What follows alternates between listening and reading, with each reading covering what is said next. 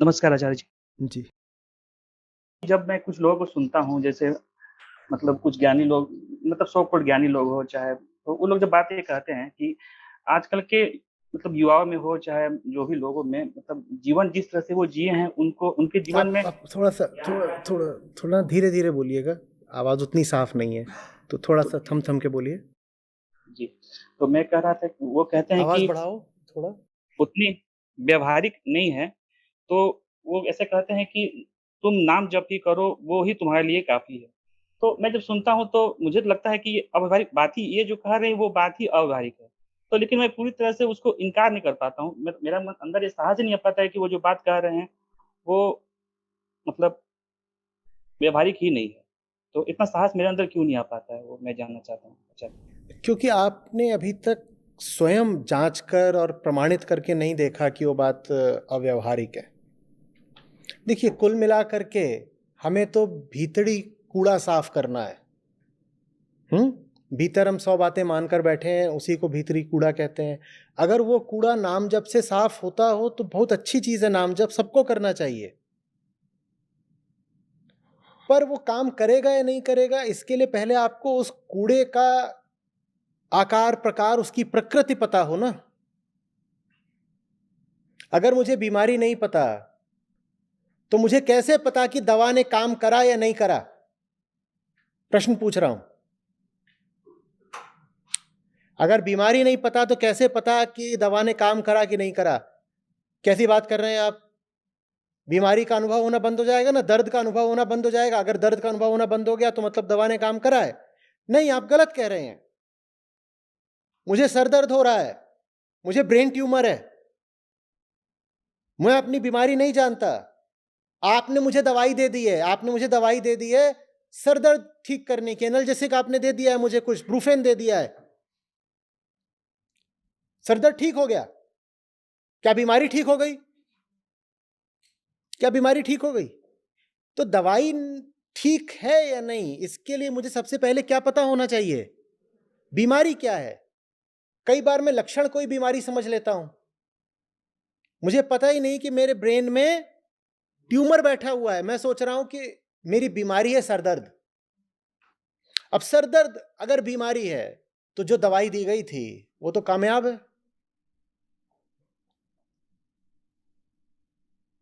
Sir दर्द ही अगर बीमारी है तो दवाई तो कामयाब हो गई ना।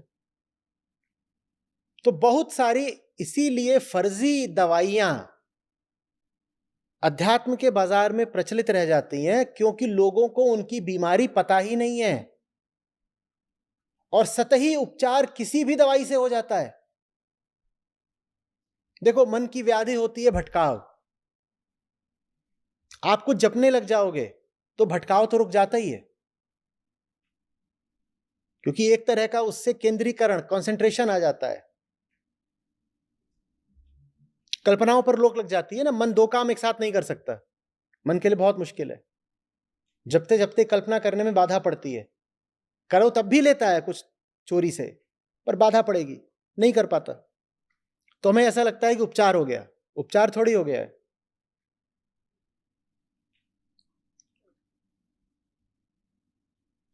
वेदांत इसीलिए सारा जोर आत्मज्ञान पर देता है, कहता है अपनी बीमारी को जानो। और मन कहता है बीमारी नहीं जाननी, दवाई चाहिए। मन कहता है बीमारी नहीं जाननी, दर्द बहुत हो रहा है, तुम पागल हो क्या कह रहे हो कि टेस्ट कराओ, ये कराओ, डायग्नोसिस कराओ, 50 चीजें, आत्मज्ञान नहीं, कोई टेस्ट, कोई डायग्नोसिस नहीं चाहिए मुझे। तो ऐसे में फिर कोई भी आके कोई भी आपको दवाई पकड़ा देगा, उससे आपको तात्कालिक लाभ हो जाएगा, आपको लेगा हो गया। वेदांत कहता है देखो थोड़ी मेहनत कर लो, उपचार बहुत आसानी से हो जाएगा, पहले बीमारी पता कर लो। हो सकता है बीमारी को जानना ही उपचार हो सकता है बीमारी को जानना ही उपचार हो। एक बार इसमें मैंने कहा था, when ignorance is the disease, then the diagnosis is the cure. जब आत्मज्ञान की कमी ही बीमारी हो तो डायग्नोसिस ही क्योर होता है, जानना ही उपचार हो जाता है।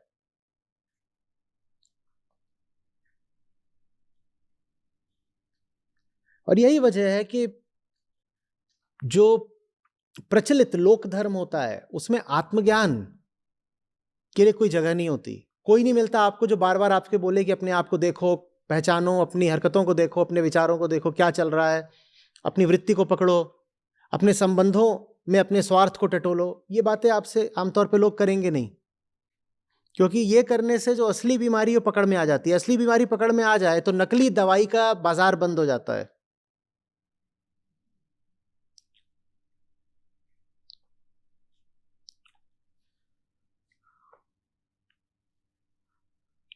मैं गंदा खाना खाता हूं, मेरा पेट खराब है, उससे मुंह में छाले पड़ गए, उसी छाले वाले मुंह से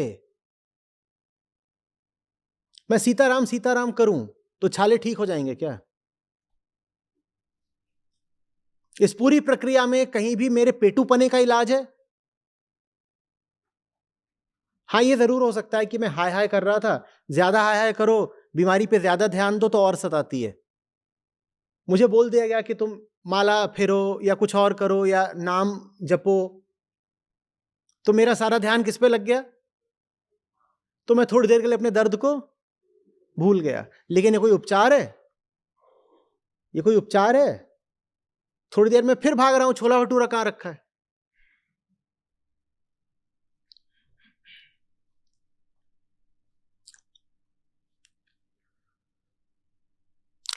कोई भी विधि सही नहीं होती और सब विधियां सही हो सकती हैं। आत्मज्ञान के साथ सब विधियां काम कर जाती हैं, बिना आत्मज्ञान के कोई विधि काम नहीं करती।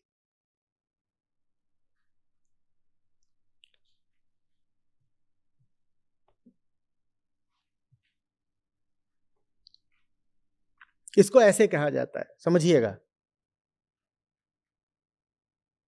आत्मज्ञान की सही विधि वही है जो आत्मज्ञान से ही निकले। ध्यान की सही विधि वही है जो ध्यान से ही निकले।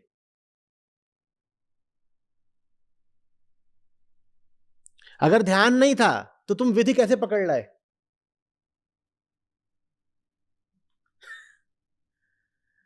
तो विधियों का महत्व तो हाँ होता है, लेकिन विधि को आना भी तो सही जगह से चाहिए ना। आपका ध्यान जारी रह सके, निर्बाध रह सके, निरंतर रह सके, इसके लिए आपको विधि ध्यान में ही पता चलेगी। और जो विधि आपके लिए लाभप्रद होनी है वो विधि बस आप ही जान सकते हैं, क्योंकि आत्मज्ञान में किसके मन को जाना जाता है? तो आपकी बीमारी आपको ही पता है, और अपनी बीमारी को जब जान गए तो फिर खुद ही उसके लिए फिर इलाज निकाला जाता है। और बहुत छोटे छोटे इलाज होते हैं, वो पता भी नहीं लगेगा कि अरे ये एक आध्यात्मिक इलाज है। हाँ, आध्यात्मिक इलाज है। अब करता नहीं, पहले मैं लोगों से निजी बातचीत भी करता था 4-5 साल पहले तक। तो एक सज्जन आए थे, उनसे पूरी लंबी चौड़ी बात हुई 3 घंटे की। अब उतना समय ही नहीं है, कैसे बात। तो उनका कुल मिला करके जो बात अंत में आई थी वही थी कि एक गेंद, जो सफेद रंग की गेंद आती है, स्पॉन्ज, पीले रंग की स्पॉन्ज की आती हैं, छोटी छोटी, उनको पटको बाउंस करती हैं, उस पर स्माइल ही बना रहता है। वो उन्होंने अपनी कार में आगे अपने ऐसे लगा ली, डैशबोर्ड के ऊपर। बोले हो गया, यही मेरी ध्यान की विधि है। 3 घंटे की बात के बाद ये निकल के आया कुल, बस। पर वो इतनी साधारण सी चीज, एक गेंद है और उस पर ऐसे एक मुस्कुराहट बनी हुई है। वो 3 घंटे जब ध्यान में गहरे गए गए गए तब समझ में आया कि और तो मुझे कुछ चाहिए ही नहीं विधि, मेरे लिए तो इतना ही काफी है, बस। ये लगा लिया। वो अभी भी संस्था से जुड़े हुए नियमित रूप से, और उनका मुंह ही गेंद जैसा हो गया है।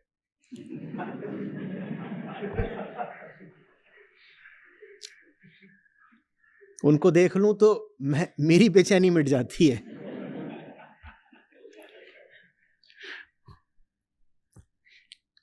तो सबके ऊपर अलग अलग विधियां लगती हैं भाई,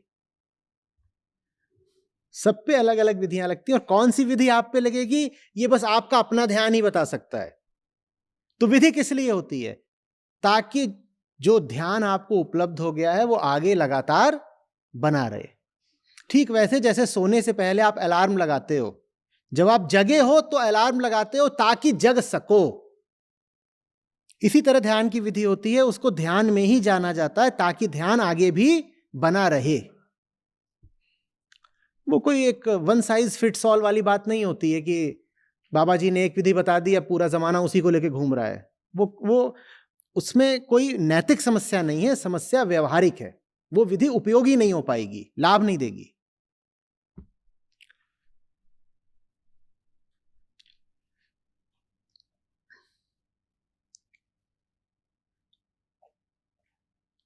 धन्यवाद आचार्य। आचार्य जी, हम ही मान रहे हैं कि बंधन में है, नहीं तो अगर मान ही ले तो वही आपने समझाया कि मान्यता ही है, आपने माना ही हुआ है कि आप मुक्त नहीं हो। अगर मान लें तो सब ठीक हो जाएगा।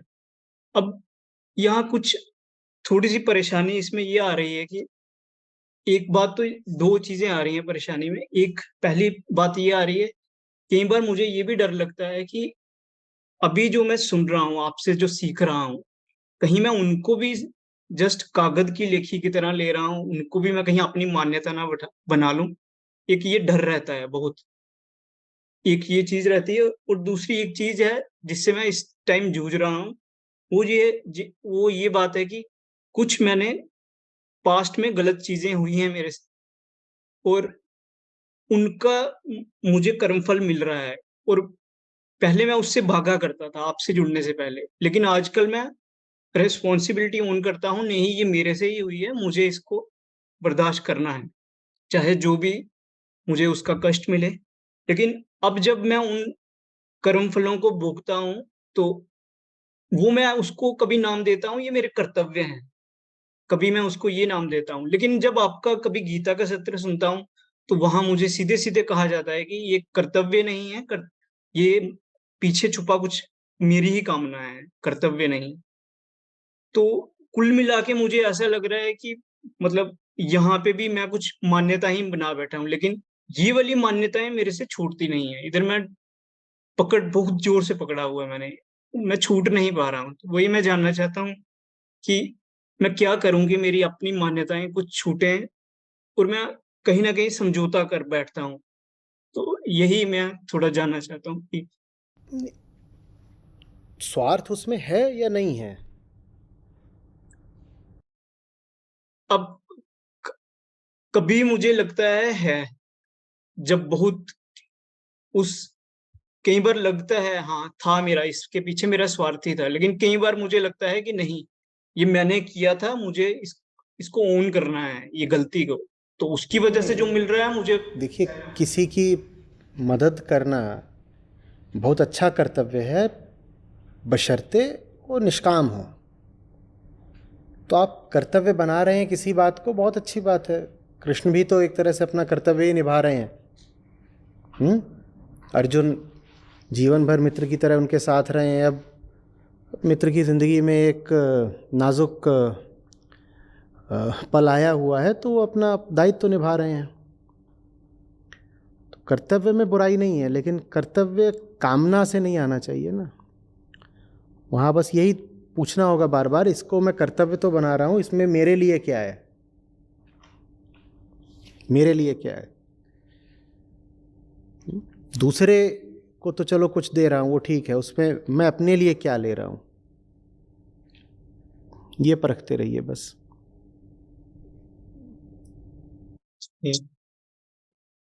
और दूसरा, इस बात को कैसे लेंगे, कहीं जो आपसे हम सीख रहे हैं वो भी हमारे लिए, वो हमारी सीख बने, प्रयोग हमारा जीवन बने। प्रयोग प्रयोग आज भी कहा ना मैंने कि जो गा रहे हो और जो जी रहे हो उसमें अंतर न रखने की शर्त पूरी करो तो ही गाएंगे। प्रयोग करिए ना उसको, जी। उसको प्रयोग करिए। जो चीज़ कान में पड़ी है, जिसको ऐसे हुंकारा भरा है, हाँ ठीक है, तो वो चीज़ फिर सीधी सादी ईमानदारी की बात है कि उसको जीना पड़ेगा। तो जिएंगे तभी उसमें जो अड़चन आ रही है वो पता चलेगी।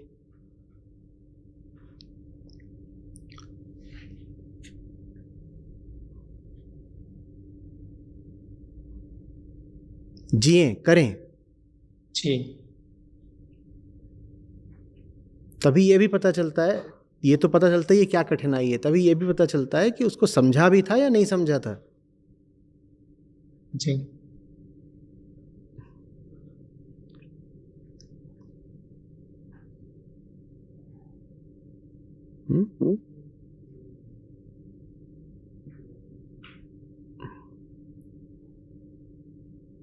चलिए। आचार्य जी प्रणाम। तो मुझे ये मिलता है कि जब मैं स्वयं को चुनौती देता हूँ तो मेरा मन बहुत प्रतिरोध करता है और फिर मैं लिमिट्स को तोड़ता हूँ अपनी, और फिर एक तरफ देखता हूँ कि मन को मौन की तरफ, तो मन तो मौन होता नहीं है उससे। मतलब ये दोनों बातें मैं शोर ज़्यादा मचाता है। हाँ, लिमिट्स तोड़ो तो शोर ज़्यादा मचाता हाँ, है। अच्छा, बढ़िया था, ठीक, बहुत अच्छा। तो मैं कैसे इसको कह रहे हैं कि एक तरफ तो मन को मौन की ओर ले आना है, दूसरी ओर मान्यताएं ढर्रे तोड़ो तो चीखें और मारता है, तो ये तो उल्टा बैठ गया।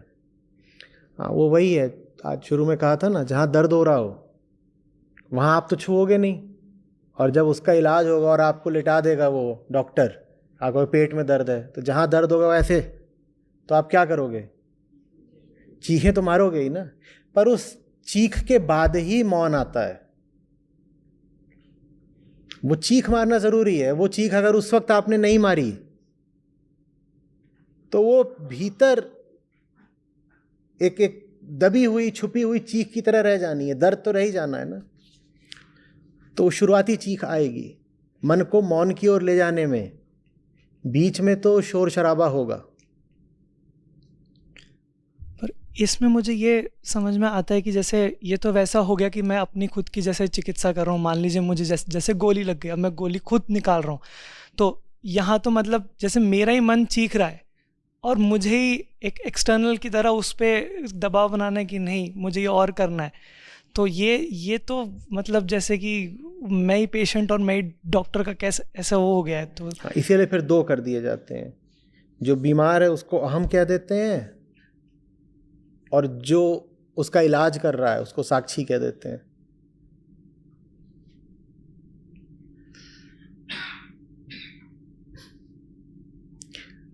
अंततः स्वस्थ होना अहम का अपना चुनाव है। तो ले दे के जिम्मेदारी तो अपने ही ऊपर आनी है। बाहर से सलाह आ सकती है, प्रेरणा आ सकती है, उदाहरण आ सकते हैं, सिद्धांत बताए जा सकते हैं, कुछ विधियां किसी ने बता दी, लेकिन ये तो बिल्कुल बात सही है कि जिंदगी चूंकि अपनी है तो सुधरने का चुनाव भी खुद को ही करना है। इसमें आचार्य जब हम एक्सीलेंस की बात करते हैं तो जैसे एक्सीलेंस को जब मैं देखता हूँ कि एक्सीलेंस में बहुत कुछ तोड़ना पहले पड़ता है तब जाके वो चीज़ हासिल होती है। तो जैसे बहुत सारे जो लोग अलग अलग कार्य क्षेत्रों में एक्सेल करते हैं, वो ज़रूरी नहीं अपने आप को आध्यात्मिक बोलें, लेकिन वो कहीं ना कहीं ये गुण ज़रूर दर्शा रहे होते हैं कि वो कुछ ना कुछ तोड़ रहे होते हैं। तो वो एक तरह का कौशल है, लेकिन बहुत आपका मन करेगा उस कौशल की तारीफ करने का। अक्सर मैं उसकी तारीफ कर भी देता हूँ, पर थोड़ा सावधान रहना चाहिए। अपने आप को तोड़ना वगैरह तो ठीक है, पर किस उद्देश्य से तोड़ रहे हो? और अगर उद्देश्य खुद को ही मोटा करके रखना है तो आप तोड़ थोड़ी रहे हो। आप तोड़ थोड़ी रहे हो, आप तो अपने आप को और बचा रहे हो, बढ़ा रहे हो। मैं आपके प्रति द्वेष रखता हूं, ठीक है, और आपसे बदला निकालने के लिए मैं रात रात भर तैयारी करता हूँ, सोता भी नहीं। अपनी नींद को मैंने जीत लिया है। मुझे आपसे आगे निकलना है और साथ ही साथ आपका कुछ नुकसान करना है, उसके लिए मैं रात रात भर मेहनत कर रहा हूँ। अब पता नहीं इस बात की सराहना करें या भर्त्सना, कहना मुश्किल है। मेरे देखिए ये खतरनाक स्थिति है। मेघनाद का एक नाम क्या था? इंद्रजीत। अब इस बात की तारीफ करें या क्या बोलें? इंद्र को तो जीत लाया था, पर उद्देश्य क्या है? तो इंद्र को जीतना एक बात होती है और स्वयं को जीतना बिल्कुल दूसरी बात होती है। स्वयं को जीतने का मतलब होता है बिल्कुल घुस करके अपनी जो गहरी वृत्ति है, मूल स्वार्थ है, उससे ही भिड़ गए हैं। नहीं तो जितने लोग जिम जाते हैं आप देखो कितनी वो मशक्कत कर रहे होते हैं और तकलीफ कितनी सह रहे होते हैं, कराह रहे होते हैं। जिम में जाओ देखो, किस लिए? वो पूछना जरूरी है, किस लिए? जैसे सर जिम में भी जैसे दो प्रकार के लोग हैं, एक जा रहे हैं जो कि अपनी सेल्फी खींच के इंस्टा पे डालने वाले हैं, और दूसरे लोग हैं जो कि अपनी लिमिट्स को या वर्जिश कर करके और जो ये कितना दूसरे कर वाले हैं ये सकते हैं। ठीक, क्योंकि इससे दूसरे वाले होते हैं दूसरे वाले अगर हैं तो बहुत अच्छी बात है। फिर इससे अगर हम ये जोड़ें कि अगर कोई अपने कार्य क्षेत्र को इस तरीके से कर रहा है, जो अपने काम को इस तरीके से कर रहा है कि जो अपनी चुनौतियों को तोड़ने के लिए कर रहा है, हाँ, तो उसमें सवाल ये आएगा ना कि तुम स्वयं को परिभाषित कैसे कर रहे हो। उदाहरण के लिए मेरे हाथ कमजोर हैं और मैं अपने हाथों की कमजोरी को चुनौती दूंगा। मैं अपने हाथों की कमजोरी को चुनौती दूंगा कैसे? घर के पीछे एक जंगल है, कुल्हाड़ी ले जाके मैं रोज जितने पेड़ हैं सब काटा करूंगा, उससे मेरे हाथ मजबूत हो जाएंगे। मैं अपनी कमजोरी को चुनौती दे रहा हूं। मैं सारे पेड़ काट डालूंगा, सारी चिड़िया मार डालूंगा, मैं अपनी कमजोरी को चुनौती दे रहा हूं। समझ में आ गई ना बात? तुमने अभी स्वयं शब्द की परिभाषा ही नहीं समझी। तुम क्या चुनौती दोगे अपने आप को? तुम स्वयं को चुनौती देने के नाम पे अपने स्वार्थ को आगे बढ़ा रहे हो और दूसरों के लिए तुम जहर बन रहे हो। तो बहुत लोग ऐसे मिलेंगे जो स्वयं को चुनौती देंगे। आप कहोगे इनके जीवन में संघर्ष बहुत रहा है, इसने बहुत मेहनत करी है। हाँ, करी है बहुत मेहनत, और दूसरों का नाश भी बराबर का किया है। तो तुम्हारी मेहनत से अगर दूसरों का नाश हो रहा हो तो भाड़ में जाए तुम्हारी मेहनत। रावण को तो कहते हैं कि शिव के अलावा वो सबको जीत लाया था। कथा है, पर आशय समझिए। बहुत मेहनती भी था। बिना मेहनत के तो वो सब करा नहीं होगा। सोने की लंका ऐसे कैसे खड़ी हो गई होगी? बहुत मेहनत लगी होगी। ऐसी मेहनत तो बड़ी गड़बड़ हो जाती है ना। तो सिर्फ इसलिए किसी के फैन या प्रशंसक मत हो जाया करिए कि अपने क्षेत्र में उत्कृष्ट है और बड़ा मेहनती है और कुछ गुण दिखा रहा है। वो पूछना पड़ेगा ना कि भैया कहीं इंद्रजीत तो नहीं खड़ा हो रहा? मेहनत तो बहुत कर रहा है, पर चाहता क्या है? सीता हरण। ऐसे मेहनती लोगों से तो फिर राम बचाए।